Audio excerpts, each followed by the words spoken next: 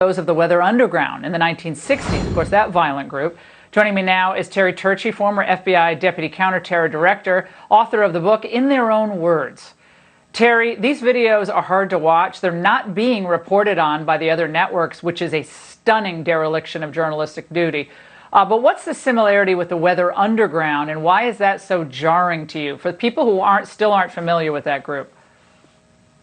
Sure, many people weren't even born at that time. The Weather Underground, Laura, was a terrorist group back in the 1970s, and they were responsible for well over 2,000 bombings and attacks on government institutions, businesses in the United States. And certainly they had a major goal, and that goal was to foment a communist revolution. They called themselves communist-minded men and women. And in 1974, they authored a document called Prairie Fire. And they outlined their strategy, and they outlined the way they could get to that strategy and actually bring down the U.S. government. We saw during that time frame massive protests, hundreds of thousands of people in the streets, kind of marshaled by the aftermath of the Vietnam War, then Watergate, and they used those protests to get where they wanted to go. But then they got scattered as the FBI was effective in running them down, and eventually many of them left the country. Ultimately, the Weather Underground kind of went out of business, but they left Prairie Fire behind. What was their strategy? This was a 180-page document. Their strategy was called resistance. Not too long, maybe about 5 minutes after President Trump won the election in 2016, Democratic Party leaders came out and they said, we're going to resist. We're going to embark upon a strategy of resistance of the president. But that's only the beginning. The document, the Prairie Fire document, actually contained 6 points that the Weather Underground felt very important about. These were the planning points that would bring about this revolution. They wanted capitalism. We're going to put them on screen, Terry, so people can see what you're talking about. Go through them briefly.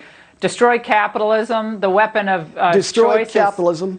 Systemic racism, political racism, police racism, identify the victim classes, organize the victim classes. That's why you have LGBT folks and illegal immigrants are now joining the cause. Engage in international solidarity with the global movement, attack and dethrone God.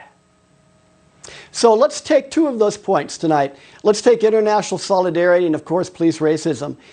This is over 50 years ago. Racism, systematic racism, police brutality, systemic police brutality, these were the things they were saying then. They knew that these were nothing more than the kerosene you throw on the fire, but they knew they worked. The Black Panther Party, meanwhile, over in Oakland, was saying, we're going to demand that the police in our communities leave, that we'll police our own communities. All of this was happening at the same time. The Black Panther Party was ambushing police officers in America back then. So police racism then and police racism now is a phony issue.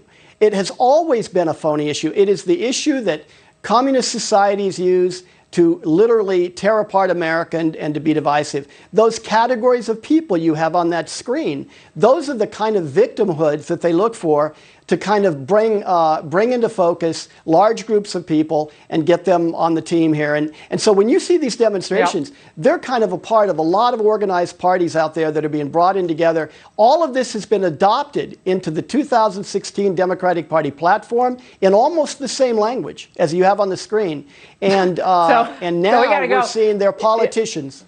So Terry, now from these radical groups that became violent, bombings and so forth, morphing into all these groups today and resulting in a new Democrat Party that's embracing all of these radical ideas and making people literally bow down to them, or else you're going to lose your job, or all the other things they're threatening. And all these corporate CEOs, all these folks are everyone's running scared. Terry, we're going to continue. We'll talk to you next week further on this because there's going to be more developments. We see them already happening. Thank you so much. And the Minneapolis